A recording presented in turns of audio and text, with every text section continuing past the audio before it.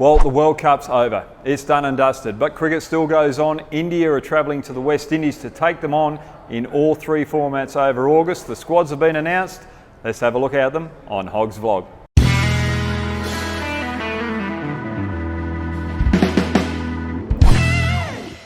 Well, firstly, there's some notable omissions from the touring party. Hardik Pandya is still recovering from a groin injury he suffered in the World Cup.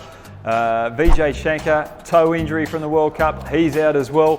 MS Dhoni, what are his moves over the next couple of months? Is he going to retire, or is he just recuperating to take on the next phase of his international career? I'm backing he's retiring since he's not going to the West Indies.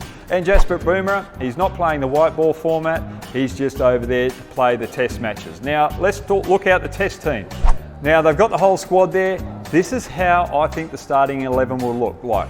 Agarwal did well over Australia in the last test match he played. He'll open the batting with Rohit.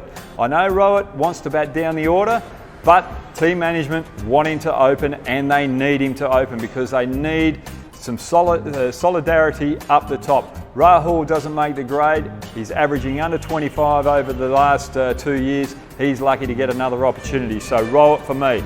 Then you've got Pujara out number 3, Virat Kohli out number 4, Ajinkya Rahane out 5.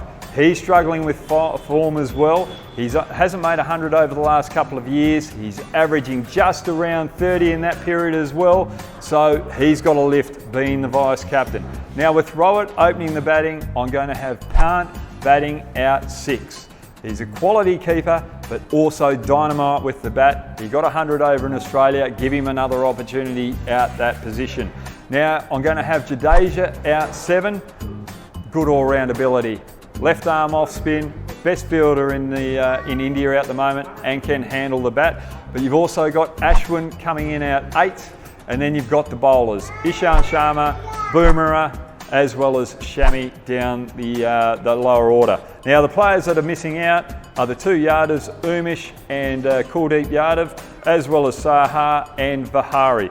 So I think those 3 players aren't going to miss out. They want to have a little bit more bowling depth, and that's the way it's going to line up for India in that first test match against the West Indies, and I think they'll dominate the test series. The West Indies struggle in the longer formats. Well, that's the way I see the test team stacking up, but now it's for the one-dayers, and I think the Indian selectors have done a great job here. The next World Cup's 4 years down the track, and they're picking some youngsters, expose them to international cricket, and fill up the gaps that were missing in the previous World Cup. And the first gap that was missing was that middle order. So Shreyas Iyer and Munish Pandey are getting another opportunity at international level in the one-days and T20s. They've both got to take the opportunity. They're in fine form right now. They're making runs over in India A. Make sure you bring that form to this format when you take on the West Indies.